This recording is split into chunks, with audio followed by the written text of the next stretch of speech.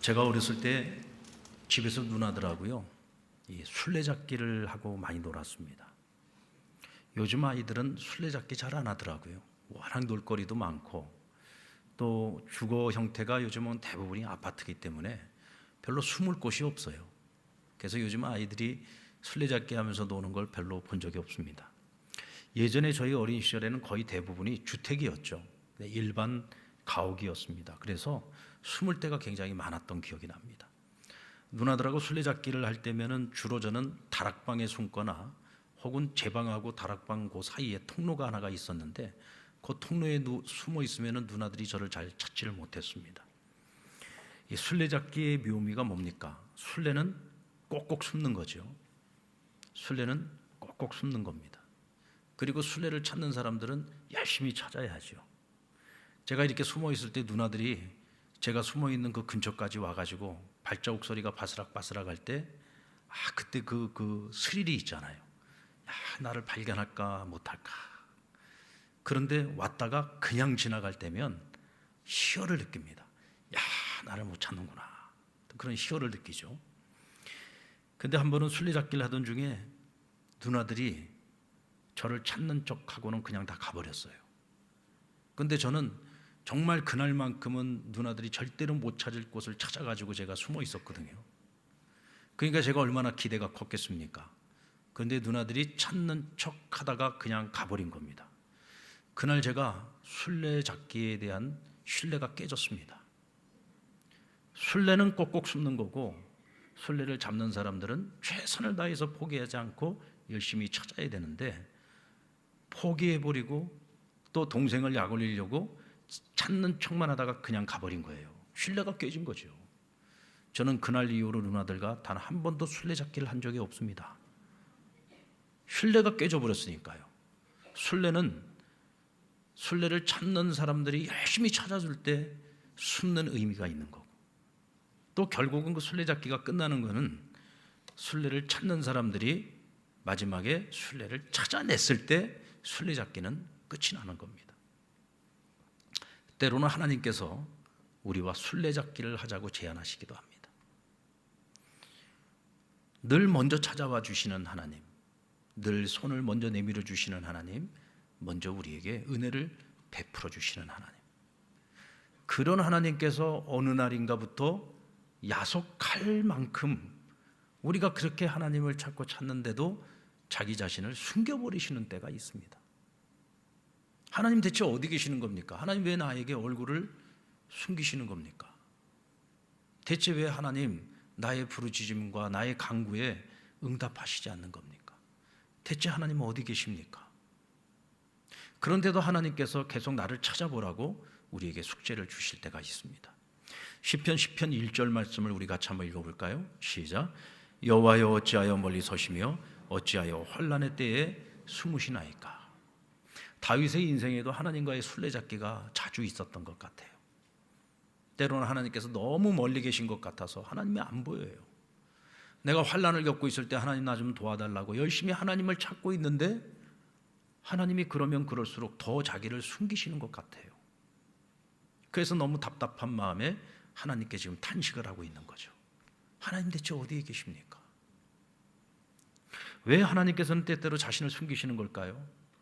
왜 사랑하는 주의 자녀들에게 술래잡기를 하자고 제시하는 걸까요? 우리는 그 숨은 하나님의 의도를 알아야 됩니다. 왜 하나님께서 우리에게 술래잡기를 하자고 하시는 걸까?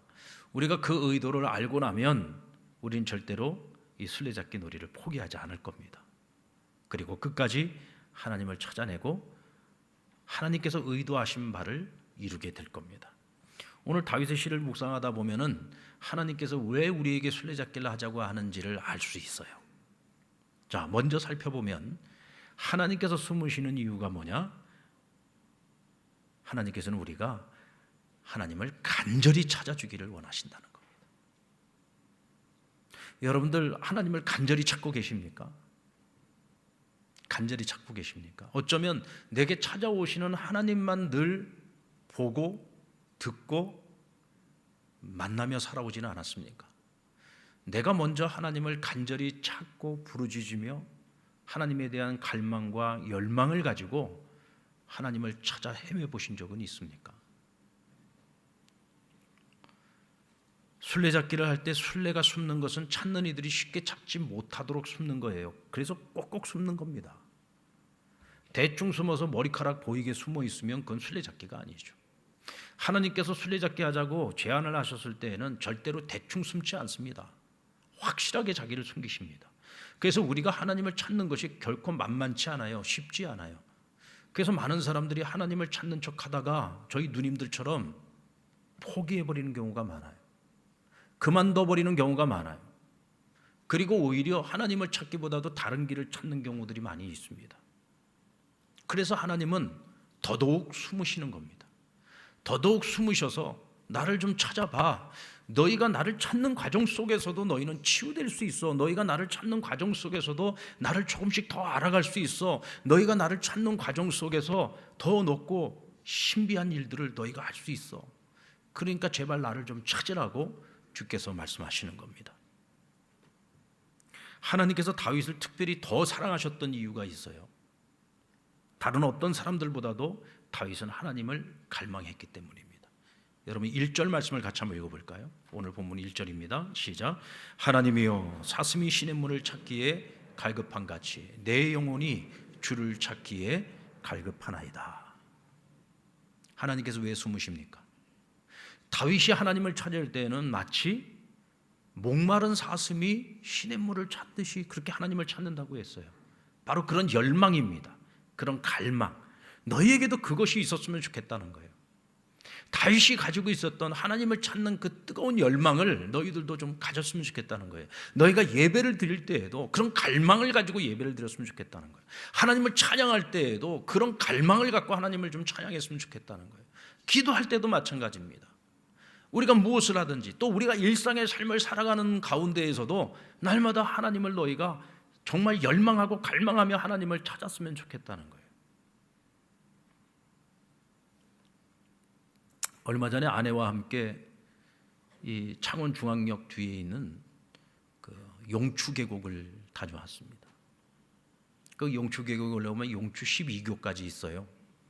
그곳까지 올라갔다가 정상 비음산 정상까지 그날 한번 같이 올라갔다 왔는데 이 용추 계곡이 보면은요 산이 낮지는 않습니다. 산이 어느 정도의 높이가 있는데 가는 길이 험하지를 않아요. 가는 길이 험하지를 않고 또 계곡에 물이 흐르는데 이 설악산 부럽지 않을 만큼 산이 예쁘고 아름답습니다. 안 가보신 분들은 꼭 한번 가보세요. 수십 분만 차 타고 가면은 그렇게 아름다운 계곡이 있는데 우리는 그 좋은 것들이 있는데도 누리지를 않아요. 이 창원 사람들이 배가 불러서 그래요. 이렇게 공원이 많은데도 세상에 공원 거니는 사람을 제가 거의 보지를 못했어요. 서울에다가 이런 공원들을 갖다 놓으면요 미어 터질 겁니다. 우리가 하도 좋은 걸 많이 보고 누리고 살아가니까 좋은 것이 바로 옆에 있는데도 누릴 줄 모르고 차 타고 막 몇 시간씩 어디 먼 데를 가더라고요. 그럴 필요가 없어요. 이 창원이라는 도시, 이런 도시는 대한민국에 없습니다. 이렇게 아름다운 도시가 없어요. 자, 창원 자랑은 그만하고 제가 용추 계곡을 올라갔는데 그날 물을 한 병만 갖고 간 거예요. 그 정상에 올라가서 김밥을 먹고 목이 마르니까 그 남은 물을 다 먹어버렸네요. 그리고 내려오는데 여러분 산은 올라갈 때가 힘들어요? 내려올 때가 힘들어요? 젊었을 때는 올라가는 게 힘들어요. 근데 나이 먹어서 내려올 때는요 무릎이 아파가지고 하고 내려오는 게 이게 더 힘들더라고요. 그러니까 힘이 드니까 갈증은 나죠. 근데 물은 다 떨어졌죠. 저희 집사람하고 내려오는 내내 우리의 주제가 뭐였냐면 물 한 병이었습니다. 왜 물을 한 병만 가지고 물 한 병만 더 가지고 왔어도 우리가 훨씬 더 편하게 더 재미있게 우리가 내려오면서 물 마시면서 그렇게 즐겁게 내려올 텐데 이 목마름을 가지고서 우리가 얼마나 힘들게 내려왔는지 모릅니다. 그래서 그날의 주제는 물 한 병이 돼버리고 말았습니다. 갈증을 느끼는 자들에게 가장 큰 고통은 목마름이죠. 이 목마름에 있어서 그의 그 마른 목을 죽여줄 수 있는 것은 시원한 생수 한 병, 아니 시원한 생수 한 잔만 있어도요. 그것을 찾아 헤매는 목마른 사슴처럼 다윗은 그렇게 하나님을 갈망하며 하나님을 찾았다는 거예요. 그러기에 포기하지 않았습니다. 찾다고 보이지 않는다고 포기해버리거나 그냥 한 군데 앉아가지고 하나님 어디 계십니까? 어디 계십니까? 좀 얼굴 좀 보여주세요. 소리만 지른 것이 아닙니다. 조금 찾다가 다른 일에 마음을 빼앗겨버린 것도 아니고요. 술래잡기 하다가 뭐 이런 걸 해야지 되느냐고 하나님께 따지고 탄식하고 그러지 않았습니다. 끝까지 그는 하나님을 찾았어요. 왜냐하면 자신이 살아오는 인생의 날에서 그는 하나님을 찾을 때마다 그때는 하나님이 정하시지만 분명한 것은 하나님께서 늘 자신에게 보여주셨기 때문입니다. 다윗아 나 여기 있다 하고 하나님께서는 늘 자기를 보여주시고 손을 내밀어서 환난 가운데 하나님을 찾고 부르짖을 때에 하나님이 그 손을 꼭 잡아주셨고 늘 나를 구해주셨고 보호해주시고 인도해주셨단 말이죠. 그런 숱한 경험들을 가지고 있었기 때문에 하나님이 더 꼭꼭 숨어서 하나님을 찾기가 어려우면 어려울수록 그는 더 간절히 하나님을 찾았고 끝까지 포기하지 않으며 때로는 절망이 찾아오고 낙심이 찾아올 때 스스로에게 이렇게 말하는 겁니다.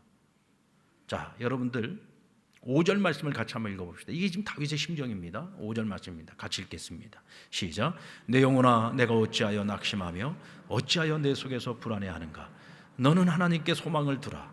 그가 나타나 도우심으로 말미암아 내가 여전히 찬송하리로다. 낙심이 찾아오고 두려움이 찾아오는 자신에게 스스로 이렇게 말하는 겁니다. 내 영혼아 낙심하지 말자. 두려워하지 말자. 내가 알고 있지 않느냐. 하나님은 내가 하나님을 찾을 때 나를 외면하신 적이 없었다. 하나님은 언제나 내게 찾아와 주셨고 내게 손을 내밀어 주셨고 나를 도와주시지 않았느냐. 그러니 포기하지 말고 하나님께 소망을 두고 하나님을 찬송하면서 하나님을 더 열심히 찾아보자 하고 자기 자신에게 지금 권면을 하고 있는 겁니다. 여러분, 하나님께서 여러분에게 지금 얼굴을 감추고 있다고 생각이 드신다면 그것은 하나님이 자신을 찾아달라고 지금 여러분에게 애원을 하고 있는 겁니다. 제발 좀 나 좀 찾아다오. 내가 너희를 지금 기다리고 있잖니. 제발 좀 나를 찾아다오. 우리가 하나님을 너무 찾지 않아요. 왜 하나님이 숨으실까요? 하나님이 숨지 않으면 우리가 찾지 않으니까. 숨지 않으면 찾지 않으니까. 그게 인간의 죄성이거든요. 늘 하나님이 먼저 찾아와 주시고 먼저 손 내밀어 주시고 먼저 은혜를 베풀어 주시다 보니까 우리는 여기 너무 익숙해 있어요. 항상 사랑을 받기만 하는 거에 너무 익숙해 있는 거예요. 이것이 우리의 문제죠. 그래서 하나님은 이제 너희가 나를 좀 찾아주면 안 되겠니 하고 우리에게 요청하고 계시는 겁니다. 하나님이 숨으시는 또 다른 의도가 바로 여기에 있죠. 하나님을 찾는 이들과 인격적인 사랑을 나누고 싶은 겁니다. 여러분, 모든 사랑이 그렇습니다. 모든 사랑의 처음 시작은요 일방적일 수 있어요. 어느 한 사람이 어느 한 사람을 지극히 사랑하는 그 마음으로 사랑이 시작될 수는 있습니다. 그러나 그 사랑의 끝이 아름다우려면요 그 끝은 서로 사랑으로 끝나야 되는 거예요. 한 사람이 일평생을 일방적으로 사랑할 수도 있겠죠. 그랬을 때 일방적으로 사랑했던 그 사람도 힘들고 그 사랑을 받는 사람도 힘든 겁니다. 그 사랑이 아름다우려면 서로 사랑이 되어야 되는 거죠. 하나님과 우리의 관계에서도 보면 우리는 늘 하나님께 먼저 사랑을 받았어요. 여러분들 중에서 내가 하나님을 먼저 사랑했던 분이 있습니까? 내가 먼저 하나님을 찾았던 분들이 있나요? 언제나 하나님이 우리를 먼저 택하여 주셨고 우리를 먼저 찾아와 주셨고 먼저 우리를 사랑해 주셨습니다. 우리는 늘 그런 사랑을 받으면서 오늘 여기까지 살아왔죠. 하지만 우리는 하나님께로부터 이 받는 사랑에만 멈춰 있으면 안 된다는 겁니다. 하나님께서 우리에게 말씀하세요. 우리 함께 사랑했으면 좋겠다. 우리 서로 사랑했으면 좋겠다. 내가 너희를 찾았던 것처럼 이제는 너희도 나를 찾아주면 안 되겠니? 하나님께서 우리와 사랑하자고 말씀하실 때 하나님의 요구사항은요 무슨 대단한 것을 요구하는 것이 아닙니다. 하나님이 생각하시는 그 사랑의 처음 시작은요 찾는 것으로부터 시작되는 거예요. 이제는 우리가 하나님을 찾아야 됩니다. 이것이 이제는 받기만 했던 우리가 하나님께 주는 사랑, 그 시작이 바로 하나님을 찾는 것이라는 거죠. 왜 하나님 우리를 찾으라고 하십니까? 하나님께서 우리와 인격적으로 만나기를 원하시고 우리와 교제하기를 원하시고 우리와 더 깊은 사랑을 나누고 싶으신 겁니다. 2절 말씀을 우리가 같이 한번 읽어봅시다. 시작. 내 영혼이 하나님 곧 살아계시는 하나님을 갈망하나니 내가 어느 때에 나아가서 하나님의 얼굴을 배울까. 다윗은 늘 살아계신 하나님을 찾아요. 살아계신 하나님. 하나님은 살아계신 분이기 때문에 나타나시기도 하고 숨기도 하시는 거죠. 그러니까 하나님과 술래잡기 하는 것은 괴롭고 힘든 일이 아니라 사실은 즐거운 일인 겁니다. 여러분, 우리가 술래잡기 하면서 아유 술래가 이거 왜 이렇게 꼭꼭 숨은 거야? 그러면서 짜증내면서 찾나요? 불평하면서 찾나요? 아니죠. 술래잡기에서 술래의 역할은 꼭꼭 숨는 것이 역할이에요. 찾는 사람들은 열심히 찾아야 되는 것이 역할입니다. 머리카락 보이게 숨어 있으면 안 돼요. 그래서 우리가 이런 노래 불렀잖아요. 머리카락 보인다 꼭꼭 숨어라. 그렇죠. 술래잡기에서 술래는 꼭꼭 숨어야 돼요. 머리카락 보이게 숨으면 안 되는 거예요. 하나님께서 꼭꼭 숨으시는 이유는 우리와 더 깊은 만남, 더 깊은 사랑, 그리고 하나님을 더 깊이 있게 우리에게 알려주시기를 원하시는 거예요. 그래서 하나님의 그 깊은 마음을 알기를 원하시고, 하나님의 그 깊은 뜻을 알기를 원하시고, 하나님이 어떤 분이신지 그 하나님의 신비한 세계를 우리가 하나님을 찾는 과정 속에서 보게 되고 알게 되고 깨닫게 되기를 원하시는 거죠. 할렐루야. 그래서 다윗은 하나님을 찾는 일을 포기하지 않았던 거예요. 왜? 하나님 찾는 일이 즐거웠어요. 기쁘고 행복했던 겁니다. 하나님께서는 때로 예배 시간에도 자신을 숨기실 때가 있어요. 우리 하나님 만나러 왔잖아요. 오늘 이 예배의 자리에 하나님 만나러 왔습니다. 근데 하나님께서 우리에게 때로는 자기를 숨기실 때가 있어요. 왜 하나님께서 자기를 숨기실까요?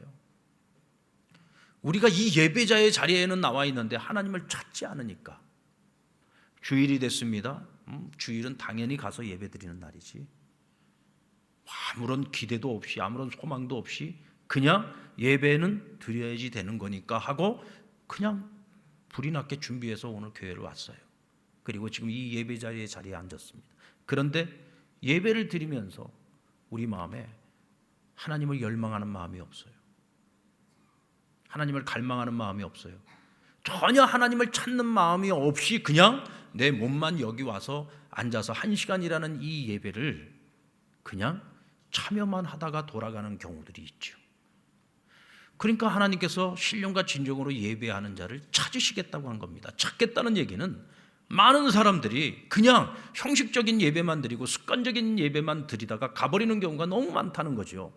그러니까 그 중에서 몇 사람만이라도 정말 진심을 다해서 나를 갈망하고 열망하는 마음으로 나를 간절히 찾으면서 예배하는 자를 하나님께서도 찾으시겠다는 겁니다. 여러분, 우리의 예배가 그런 예배가 되어야 되지 않겠습니까? 우리는 이 예배를 드리면서 지금 여러분들이 말씀 시간에도 가만히 앉아서 지금 말씀을 듣고 예배를 드리고 있지만 가만히 앉아 있는다고 해서 여러분의 마음과 영혼도 가만히 있으면 안 되는 거예요. 여러분의 마음과 영혼은 들을 길을 열고 말씀에 집중하면서 열심히 경청하면서 오늘 이 말씀 속에서 하나님이 지금 나에게 나는 이런 분이야 라고 우리에게 말씀하고 있는 걸 여러분들이 들을 수 있어야 돼요. 아, 하나님이 이런 분이시구나. 우리를 향한 하나님의 마음은 이런 마음이시구나. 이런 뜻을 가지고 계시는구나. 우리가 이렇게 살아주기를 바라시는구나. 우리가 이 예배 시간에 하나님을 찾을 때 우리는 그것을 깨달을 수 있어요. 찾는 자와 찾지 않는 자는 같은 예배 시간에 같은 예배를 드리고 같은 말씀을 들어도 받는 은혜가 다르죠. 깨달음이 다르죠. 하나님을 알아가는 깊이가 다른 겁니다. 찬양도 마찬가지입니다. 여러분, 찬양 우리가 뭐 준비 찬양합시다 이런 말들을 하는 사람들이 있는데 그건 잘못된 겁니다. 찬양에 준비 찬양이라는 건 없어요. 찬양이 설교를 위한 찬양이 있다? 그것도 아닙니다. 그건 잘못된 거예요.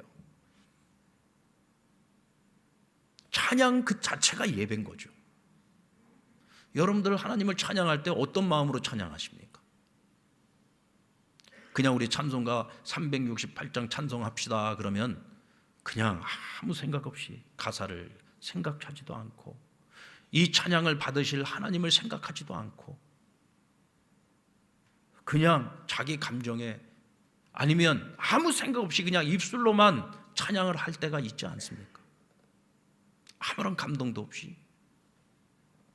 찬양은 하나님께 우리가 영광을 올려드리는 거예요. 찬양은 우리의 신앙 고백을 하나님 앞에 드리는 것입니다. 하나님을 향한 나의 마음을 찬양에 담아서 표현하는 거예요. 그 찬양을 받으시는 하나님께서 기뻐하시면서 우리에게 무엇을 주세요? 평안을 주시는 거죠. 우리가 한 주간 동안 살면서 우리가 세상에서 지치고 또 상한 그 마음들을 찬양을 들으시는 하나님이 기뻐하시면서 우리의 그 지치고 상한 마음을 치료해 주시고 만져주시는 거예요. 찬양이 예배인 거죠. 우리는 찬양을 하면서도 하나님을 찾아야 됩니다. 말씀을 들으면서도 하나님의 말씀에 귀를 기울이면서 하나님을 찾아야 돼요. 기도도 마찬가지죠. 전도도 마찬가지입니다. 여러분, 우리가 전도를 하는 가장 큰 이유 중에 하나는 뭐냐면 그 전도를 통해서 그 사람의 영혼을 살리는 것도 중요하지만 내가 전도를 하는 가운데에서 나에게 유익한 것은요, 전도를 하는 과정 속에 하나님이 일하심을 우리가 보게 되는 거예요. 전도를 해보신 분들은 알겠지만 전도를 해가지고 한 생명 살리는 게 절대로 내 힘으로 내 능력으로 되는 것이 아닙니다. 정말 신묘막측하게 전혀 예상치도 못했던 일들이 일어나고 정말 하나님께서 인생의 여러 가지 많은 것들을 간섭해 주시면서 그렇게 하나님이 한 생명 한 생명을 나를 통해서 만나게 하시고 관계 맺게 하시고 복음 전하게 하셔서 한 사람 한 사람을 구원해 내시는 그런 모습들을 우리가 지켜보면서 하나님 살아계시는구나, 하나님 오늘도 역사하시는구나, 그걸 우리가 경험하게 되는 거예요. 결국은 전도도 하나님을 찾는 겁니다. 잃어버린 영혼을 찾는 것이기도 하지만 곧 하나님을 찾는 것이기도 한 거예요. 그것이 여러분 예배고 그것이 참된 예배자로서 살아가는 우리의 삶의 모습이어야 하는 것입니다. 저는 요즘 설교를 준비하고 설교를 하면서도 제가 은혜 받을 수 있는 설교를 준비하려고 노력을 합니다. 제가 말씀을 준비하면서 말씀을 전해야 되는 내가 전하는 이 말씀을 내가 들으면서 내가 은혜 받지 못하는데 성도들이 그 말씀을 듣고 어떻게 은혜를 받겠어요? 어떻게 그 말씀을 통해서 하나님을 만날 수 있겠어요? 그래서 말씀이 준비되기까지 끊임없이 읽고 또 읽고 그러면서도 읽으면서 나 자신에게 이 말씀을 저 스스로에게 전하는 겁니다. 그리고 제가 은혜를 받았을 때 오케이, 이제는 하나님이 주시는 이 말씀 가지고 성도들을 만나고 그들에게 전하면 되겠구나. 그때까지 인고의 시간이 필요한 거예요. 여러분들은 편안하게 와서 지금 30분, 40분 이 설교를 듣는 이 시간도 때로는 이 자리에 앉아 있는 것이 막 허리도 뒤틀리고 목도 뒤틀리고 막 온몸이 쑤시고 오늘따라 목사님 설교가 왜 이렇게 길어? 뭐 이러는 분들도 있겠죠. 그거는 설교자에 대한 예의가 아닙니다. 설교자가는 한 주간 내내 오늘 주신 이 말씀을 가지고 고민하는 거예요. 금주에는 어떤 말씀을 같이 나눠야 되는가? 주시는 본문의 말씀이 있으면 그걸 갖고 깊이 묵상하고 그 인고의 과정을 통해서 여러분들에게 나아갈 때는 성도들이 이해하고 알아들을 수 있는 언어로 여러분들에게 전해야 되니까 그만큼 고민하고 그만큼 시간을 투자하고 그만큼 하나님께 무릎을 꿇으면서 말씀이 준비가 되는 거예요. 이것 자체가 뭐냐? 저에게는 하나님을 찾는 과정이에요. 이 하나님을 찾는 이 과정 속에서 저 자신이 은혜를 받습니다. 듣는 여러분들은 이제 귀를 기울이면서 하나님을 찾아야죠. 말씀 속에서 하나님을 찾으시. 찬양을 통해서, 기도를 통해서, 전도하는 여러분의 삶을 통해서. 예배사색이라는 책이 있는데요. 이 책에 보면 이 저자가 목회 초기에 그루뎀 교수라고 하는 분이 쓴 책인데 조직신학 책입니다. 좀 어려운 책이에요. 근데 이 책을 번역을 하는 과정 속에서 평생에 자기가 예배에 대한 어떤 하나님의 기준을 세워주는 그 말씀을 보게 됩니다. 우리가 예배하는 곳에는 항상 천군 천사가 함께 예배한다. 여러분, 우리가 지금 예배하고 있는 이 자리에 우리만 있는 게 아니에요. 제가 말씀을 전하고 있을 때 제 뒤에 천사가 있다. 저는 그건 믿습니다. 제가 예전에 영락기도원에서 사역할 때 철야 시간에 제가 설교하고 있는데 그때 구국기도 하시는 그 영락교회 권사님들이 있어요. 그분들은 늘 상기도 하시는 분들인데 그분들이 여러 명이 같이 왔는데 그분들이 동시적으로 하나님이 그걸 보여주셨어요. 제 뒤에 2명의 천사가 있는 것을 하나님께서 보여주신 거예요. 그때 제가 굉장히 힘들고 어려웠을 때였는데 그 권사님들에게 동시적으로 그걸 보여주시면서 저한테 그 얘기를 해주는데 제가 얼마나 힘을 얻었는지 모릅니다. 그래서 저는 지금도 제가 항상 설교를 하고 있을 때는 저의 천사 둘이 지금 저를 돕고 있다는 걸 저는 믿어요. 아멘. 그러니까 여러분들도 영의 눈을 가지고 보시기 바랍니다. 제 뒤에 천사가 저를 돕고 있어요. 여러분, 하나님께서 천사는 주의 자녀들을 돕기 위해서 우리에게 보낸 존재 아닙니까? 우리가 지금 하나님 앞에 예배할 때, 그래서 이 목사님은요 항상 그 말씀을 기억을 하면서 평생을 자기는 예배를 드릴 때마다 항상 우리의 예배를 받으시는 하나님이 보좌에 딱 앉아 계시고, 우리가 이렇게 다 함께 모여서 하나님을 예배할 때 이 자리에 천군과 천사가 다 함께 같이 하나님을 찬양하며 하나님께 영광을 올려드리는 것을 상상하면서 항상 예배를 드렸다는 거예요. 10명이 모여서 예배를 드리든 100명이 모여서 예배를 드리든 1000명이 모여서 예배를 드리든 항상 그것을 상상하면서 예배를 드렸다는 거예요. 여러분들도 그런 상상을 가지고 예배를 드리세요. 여러분들이 찬양을 올려드릴 때에 우리만 찬양하는 게 아니에요. 천군과 천사가 나팔을 불고 수금을 타면서 그렇게 오늘 하나님께 같이 찬양을 올려드리는 것이고, 우리가 간절히 기도할 때 하나님께서 우리의 그 기도를 하나님께 올려드리는 거예요. 아멘. 천사들이 열심히 올려드리는 겁니다. 야곱이 그 사닥다리를 보지 않았습니까? 이 땅의 성도들의 기도를 하나님께 올려드리는 일을 오늘도 천사가 하고 있단 말이죠. 여러분, 우리가 예배를 할 때 그냥 아무 생각 없이 예배드리는 그 예배는 예배가 아닌 거예요. 하나님을 찾으세요. 여기 지금 함께 하시는 하나님 찾으세요. 여기 우리와 함께 예배를 드리고 있는 천사들이 함께 하고 있는 이 예배를, 이 거룩한 예배를, 이 거룩한 예배에 내가 참여자로 지금 이 시간 함께 하나님께 예배를 드린다는 것을 기뻐하고 감격하면서 그렇게 여러분 예배를 드리시기 바랍니다. 여러분, 순례잡기의 끝이 뭡니까? 순례를 찾는 거죠. 순례를 찾는 이에게는 상이 주어집니다. 선물이 주어지죠. 성경에 보면 수많은 믿음의 사람들이 하나님과 순례잡기를 하며 하나님을 찾았습니다. 하나님을 만났습니다. 그리고 그들에게는 하나님의 은혜가 주어졌고 하나님의 복이 그들에게 주어졌습니다. 하나님께서 순례잡기 하자고 하는 최종 목표는요, 우리에게 상 주시기 위한 것입니다. 우리를 복 주시기 위한 것입니다. 여러분, 저와 여러분도 하나님을 주야로 찾으시기를 바랍니다. 예배 가운데 찾으시기를 바랍니다. 삶의 자리에서 찾으시기 바랍니다. 그래서 믿음의 사람들처럼 우리도 하나님이 주시는 은혜와 복을 받아 누리는 저와 여러분 되시기를 주의 이름으로 축원합니다.